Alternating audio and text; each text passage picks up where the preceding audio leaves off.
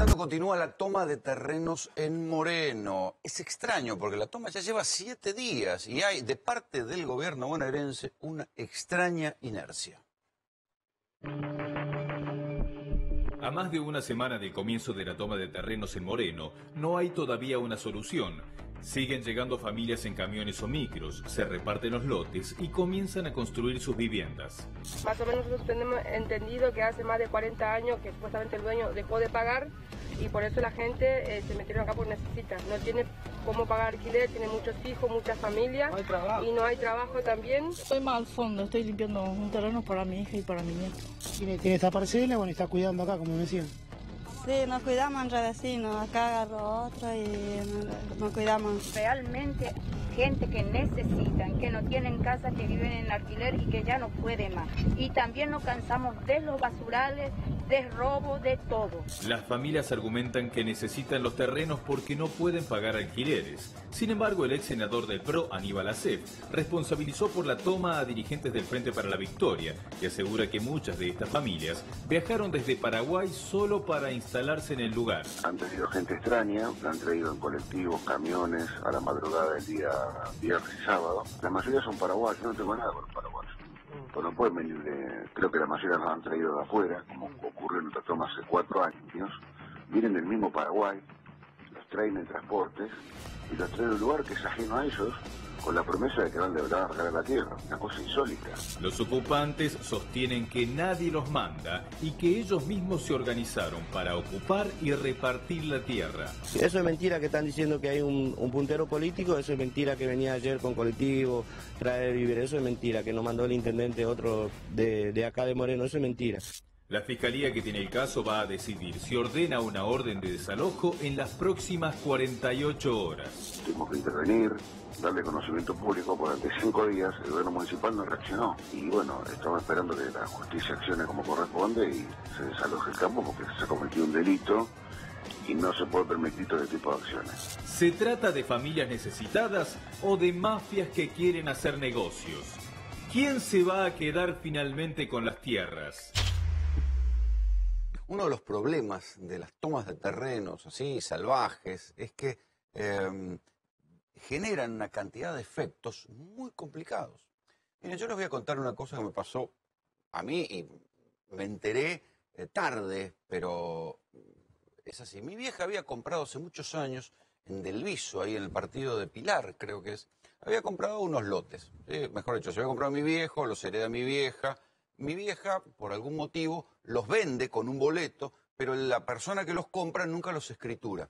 Ella se había olvidado de esos terrenos. Y andando el tiempo en ese lugar, la persona que los escrituró ni siquiera se tomó posesión de ese lugar. Y andando el tiempo, en ese lugar se hizo un asentamiento. ¿Cómo terminó esto? Mi pobre vieja se murió y Rentas de la provincia de Buenos Aires no había manera de hacerle entender que ese lugar se había convertido en una villa, que no le podían venir a reclamar, le querían rematar la casa a mi vieja por una deuda de un lugar que había estado usurpado, aun cuando ella quisiera ir a tomar posesión, ya tenía 90 años, pobrecita, no podía tomar posesión de nada, aun cuando quisiera tomar posesión de los lotes, sobre los lotes había un barrio. Entonces, no opera ni siquiera el más mínimo sentido común. O sea, el Estado no cuida que se usurpen las tierras. Una vez que están usurpadas, ni siquiera cuida, hace la transferencia y le da los títulos de propiedad a los tipos que las usurparon. O sea, no resuelve nada. En cualquier caso, la pregunta que nos hacíamos hoy es cómo el tipo que le usurparon un lote, ¿cómo lo recupera? El doctor Juan Pablo Floribelo, abogado penalista, le pedimos que nos ayude. A ver, lo primero que hay que marcar acá, Rolando, como vos decías, es la diferencia de lo que es una típica usurpación, que es un delito penal, a lo que es una cosa masiva política. Separemos las aristas, porque esto tiene dos puntos bastante diferentes. Uno, la parte política, y otro, la parte legal en este caso. Acá no estamos hablando de una... Claro, vamos a decir, si la usurpación es de a uno, claro, se resuelve con la justicia. Si la usurpación es de asiento, cagamos. Esto, más que... no es una casa quinta que fue tomada por una familia y se instaló, y uno dice, bueno, ¿y qué hacemos? Hay muchas cosas para hacer. Desde lo criollo, que la gente llama a algún vecino pasado en danonino para que los ayude, claro, a convencerlo para decir gentilmente y educativamente, me parece que sería hora de irse, y capaz un coscorrón, como se hacía en una época, Es como se debe seguir haciendo. Calculo que sí, seguramente. Pero vos te das cuenta que eso abre una cosa de la ley de la selva. Pero porque la gente, ¿qué pasa? La gente, estamos hablando de una toma, no una toma esta, sino un tema de usurpación. ¿La gente qué hace? Se ve la casa usurpada, es su propiedad. Derecho constitucional sagrado, la propiedad privada, porque si no entramos en la jungla más asquerosa como pasa en África o pasa en Venezuela, que cualquiera expropia cualquier cosa y acá no pasa nada. Entonces, ¿qué hacían? Recurren a la justicia. Mientras tanto, la propiedad es terriblemente dañada. Porque yo te diría que ahí hay un garantismo malentendido. Sí. Digamos, que por la cuestión que el tipo que te usurpa una casa, porque tiene necesidades, tiene más derecho que vos, que sos el dueño de la casa. Es medio delirante. Pero no solo eso. A ver, vos pensás. El Estado... Además, si tenés una casa, no sos un gran terrateniente, para empezar a hablar. Vale. Y aunque fueras un gran terrateniente, no tenés por qué estar solventando cosas que tiene que hacer el Estado. O sea, el Estado tiene... Acá primero hay un déficit habitacional y un problema habitacional muy grande en la provincia de Buenos Aires que afecta a casi 4 millones de habitantes. Esto viene hace mucho tiempo. ¿Por qué? Por políticas absolutamente erróneas, de lo social, donde esta gente, que en este caso usurpó estos tipos de terrenos, se las usó permanentemente. ¿Para qué se las usaba? Para llenar micros, ir al Luna Park, para ir con 2 choripanes a cantar el himno en un acto de la cámpora. ¿Cómo se los usó? Y yo te diría, mira, una vez, yo conocí bastante algunos asentamientos de la zona de San Martín, ¿no? En uno de esos asentamientos, hace muchos años, en una nota, yo les preguntaba, ¿cómo nació este barrio? Entonces los tipos me decían, mira, nosotros vinimos acá porque un puntero político nos dijo, ocupen este lugar y voten en la interna de tal o cual candidato del PJ. Claro, obvio. Entonces, muy común eso. Porque esto también hay que explicárselo a la gente. Por ahí, si se arma un asentamiento, serán ¿cuántos? 1000 personas. No cambia una elección en una intendencia, pero sí puede dar vuelta una elección interna. Por supuesto. Por eso acá la gente que lamentablemente siempre es víctima de esto, al margen de los verdaderos dueños de la tierra, es gente que se la usa, se la manipula bastardamente y se la direcciona a llevar a hacer, te dicen, ¿por qué les dicen? Expliquemos cómo es el sistema. Te viene, como decís vos, un puntero político y te dicen, vení, subí, junta a toda tu familia, te vamos a dar unos lotes que esa tierra te la vas a terminar quedando.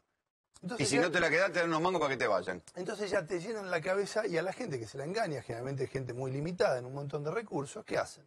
Le comen la cabeza, en el lenguaje vulgar, y lo suben con el barengan para decir, te vas a quedar con la tierra. Juan Pablo, esto es en el caso de lo que vos llamás usurpaciones masivas. En otro tipo de usurpación, ¿cuánto tiempo se demora? Cuando llegan a este tipo de cosas, claro, la gente después ya verdaderamente se sienta hasta dueño de la tierra. ¿Y qué hacen también?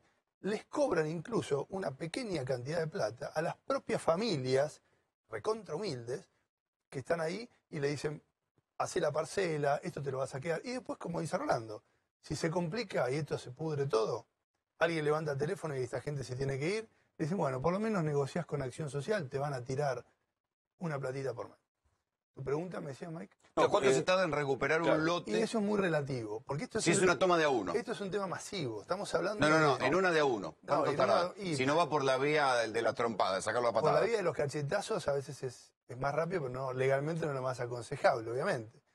Y además porque puede terminar vos lastimando a alguien, alguien lastimándote a uno de los tuyos. No estarías cometiendo un delito. Si no entramos en la ley absoluta de la selva, de cualquiera... Pero la ley de la selva arranca con esto. Es que esto es una locura, ¿sabes por qué? Porque el Estado, en cierta forma, permite y apaña, y esto hay que decirlo. El Estado, ¿por qué pasan estas cosas? Anda a Fort Lauderdale a tomar un terreno, a ver cómo te va. Sí, 10 minutos. ¿verdad? 10, 5. Viene un tipo con un megáfono y te dice, en 3 minutos tenés que salir. Y mientras tanto está el grupo SWAT con las potas de goma cargando. Se acaban 2 minutos. Acá con todo el rollo social que se creó, utilizan este tipo de cosas. Es una locura. Es un disparate. ¿Cuánto se tarda en un caso común? Es muy diferente. Hay casos que tardan, es muy rápido. Hay casos terribles, sí, pero hay casos terribles de gente que viene con contratos truchos de alquiler y los jueces se hacen los boludos. Y sí, además si hay un pibe, te dice, no puedo desalojar, porque seguro, esto es un daño. Seguro. Mira, yo en el estudio... van deliberantemente con un contrato trucho y un pibe para no dejarlo. Y el Estado se hace el boludo. Ni le da casa al pibe y a la familia, ni te resuelve vos el problema. Vamos por partes. El Estado no solamente mira para un costado, por decirlo de una manera más elegante, sino que aparte, generalmente, cierto personal policial, esto también en una pequeña cajita de algunas comisarías, ¿qué hacen? a la gente que está trucha en una casa le dice, quédate tranquilo, si viene, incluso le cobraron hasta un alquiler, si viene algún problema, yo te lo freno, yo te lo paro, no te vas a ir, te quedas 2 años. Y en esos 2 años te destruyeron la propiedad. Ahora, no estamos en Cuba, no estamos en la Unión Soviética. Si el Estado no garantiza a las personas el derecho sagrado a la propiedad privada, con un juicio ejecutivo, porque el procedimiento ¿cuál es? Nos vienen a ver, a los abogados, y se me metió una persona en mi casa, ¿cómo la saco? Bueno, legalmente lo que corresponde es lo siguiente, hacer una denuncia por el delito de usurpación, que es el delito 181 del Código Penal argentino, pero es tan leve la pena que prevé, que es de 6 meses a 3 años de prisión, lo cual lo hace lisa y llanamente escarcelable y reíble. Y es tanto el tiempo que tardan que la propiedad se te devalúa. Que termina siendo un alquiler trucho. Terrible. Y la propiedad te la entregan en un estado lamentable. Lamentablemente una de las cosas también que se empezó a discutir hoy en la toma, ustedes escuchaban recién a uno de los que se oponía a la toma, tenía que ver con la sospecha de que buena parte de estas tomas se hacen con gente de otros países, ¿sí? Algunos decían con una hipótesis más paranoica, diciendo, bueno, gente que la traen para tomar y después les prometen terreno, las traen de otros países. No, seguramente gente que vive por ahí en los alrededores, pero esta cuestión de extranjeros que vienen acá de manera precaria y que terminan tomando tierras, lo cual es un delito, genera cierto escozor y cierta sensación de confrontación social entre argentinos y extranjeros. A todo esto, hoy se empezó a hablar de la posibilidad que haya una cárcel para inmigrantes ilegales.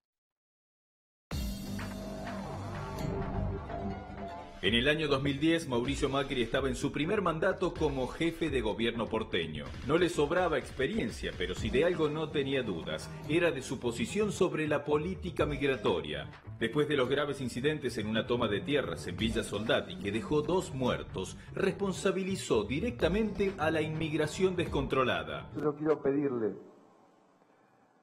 a la señora Presidente que realmente trabajemos juntos en esto. Que dejemos de lado las mezquindades y entendamos que no podemos seguir tan expuestos como sociedad, insisto, a una inmigración descontrolada, al avance del narcotráfico, al avance de la delincuencia, y que tenemos que defender la ley. Con esta concepción se firmó ahora un acuerdo para crear el primer centro de detención de migrantes del país. Todo acorde con lo que piensa Mauricio. Creo que estamos todos conscientes que la Argentina viene expuesta a una política inmigratoria descontrolada donde el Estado no se ha hecho cargo de su rol. Convivimos con una situación descontrolada donde parecería que la Ciudad de Buenos Aires se tiene que hacer cargo de los problemas habitacionales de todos los países limítrofes o más allá todavía de países limítrofes de Latinoamérica. Y eso es imposible, absolutamente imposible. Entonces, eso ha llevado a que de menos de 100.000 personas en situación de vivienda irregular, hoy tengamos 500.000. El 19 de agosto, el director nacional de Migraciones, Horacio García, la ministra de Seguridad, Patricia Bullrich, y el ministro Martín Ocampo firmaron un acuerdo para que la ciudad entregue un inmueble con el fin de que sea la primer cárcel de migrantes. Él necesita un hogar, una casa, un techo. Sí, necesitan un techo. Un techo para tu país. Techo para tu país. Ellos necesitan un lugar para vivir. Mejor si es bien lejos. A la nueva cárcel para extranjeros van a ir las personas que hayan ingresado ilegalmente al país o que tengan que ser expulsados por un dictamen judicial. La Argentina es un colador. Cualquiera del Paraguay, de Bolivia, de Perú, cualquiera del Paraguay, de Bolivia, de Perú, entra como cualquiera sobre su casa, por su casa, pum, y se instala en algún lugar de Argentina, preferentemente el conurbano o las villas de la capital. La Policía Federal se va a ocupar del traslado y la custodia. El convenio de cárcel para extranjeros va a durar 4 años y entra en vigencia el 1 de septiembre.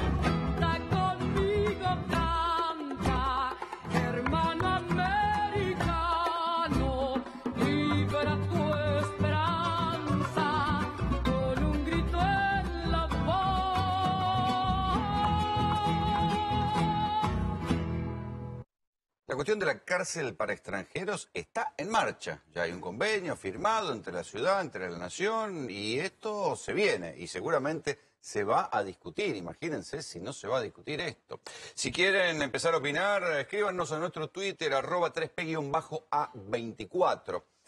En verdad, atención con esto, porque por un lado están los que ven, y muchas veces lo hemos señalado, que hay inmigración de países vecinos, con los cuales hay protocolos de facilidades inmigratorias. Quiero decir, los mercados comunes no son solamente para que circulen las mercancías, como el caso del Mercosur, sino que también para que circulen las gentes. Entonces hay cierta facilidad inmigratoria en el mercado común.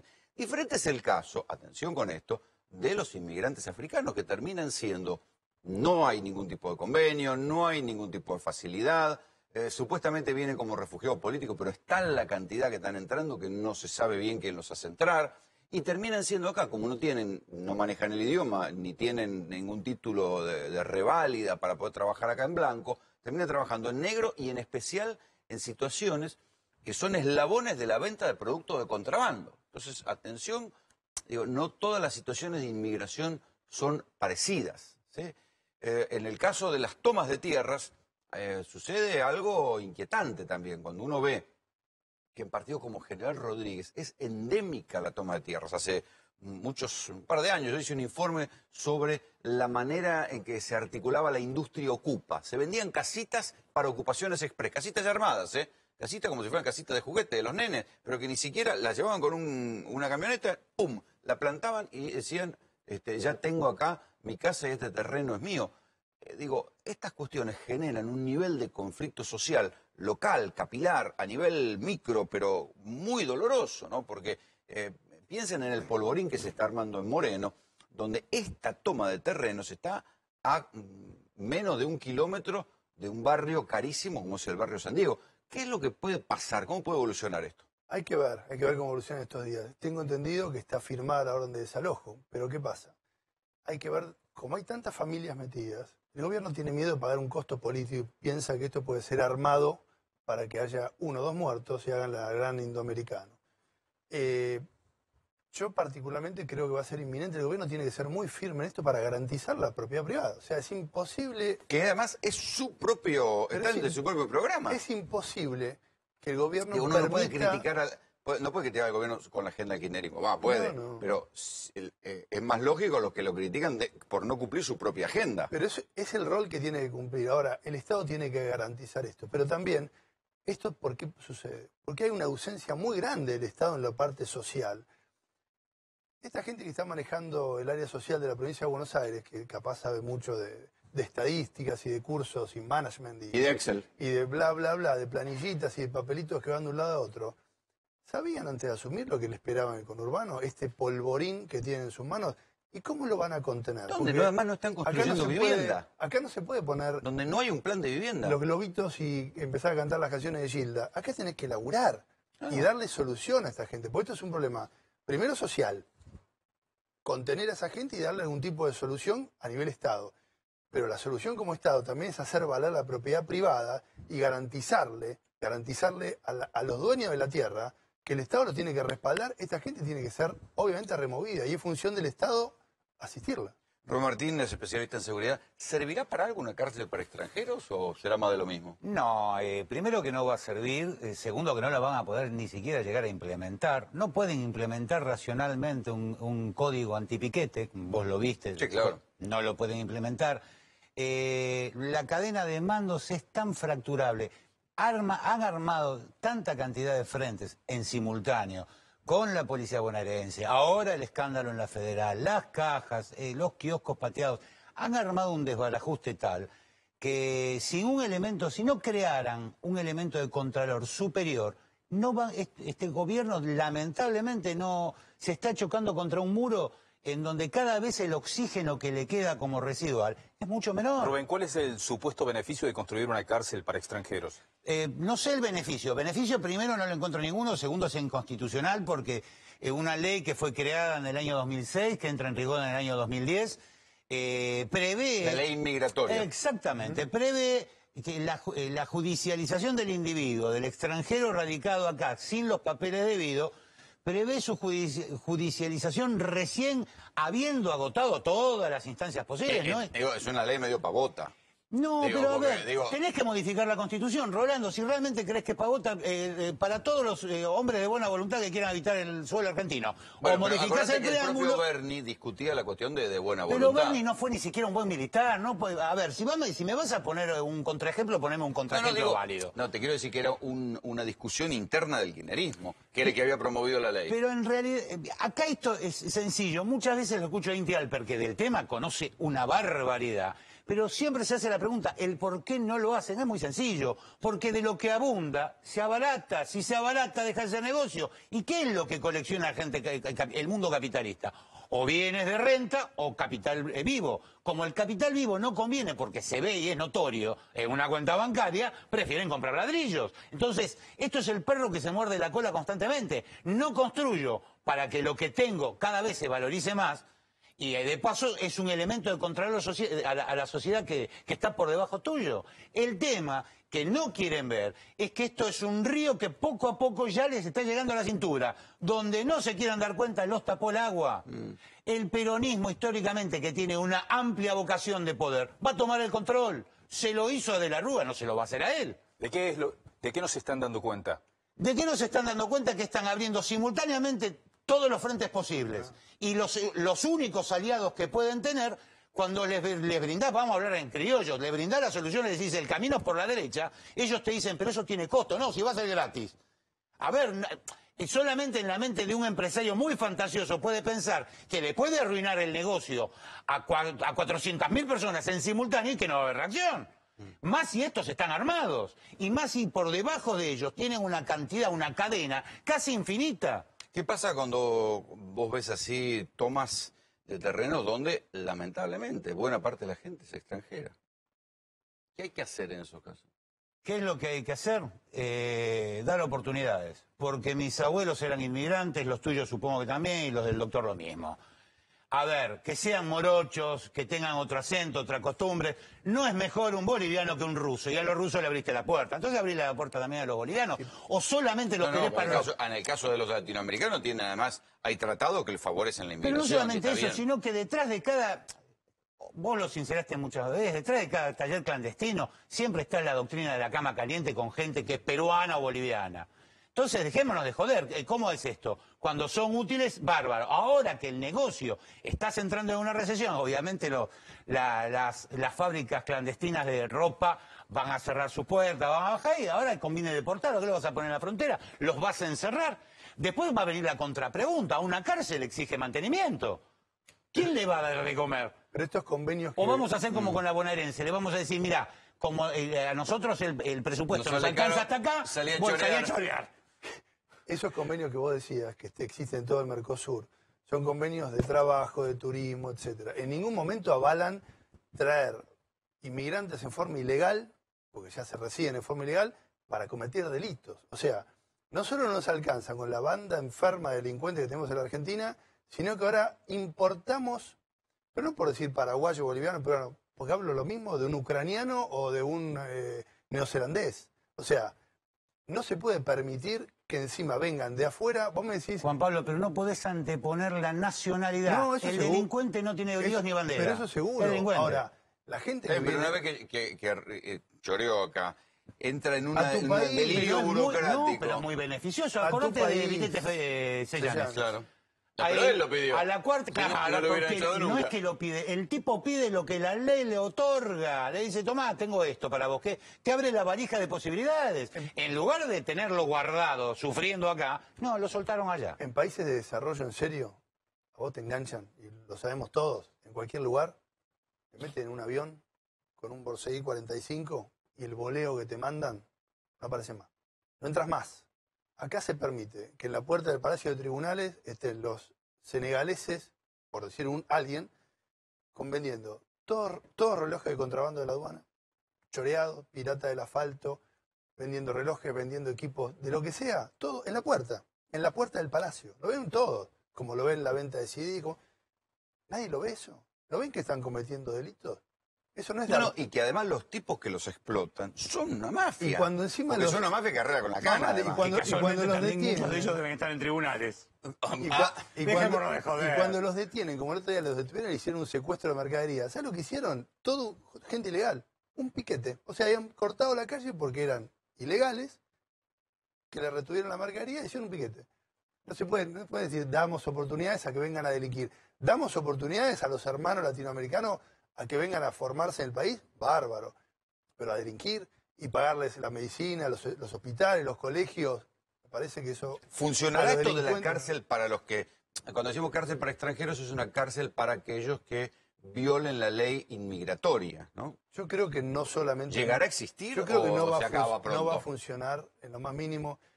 No funciona, está colapsado el servicio penitenciario federal, el servicio penitenciario bonaerense, que es un nido asqueroso de corrupción. Vos lo conocés bien el tema, Rubén también.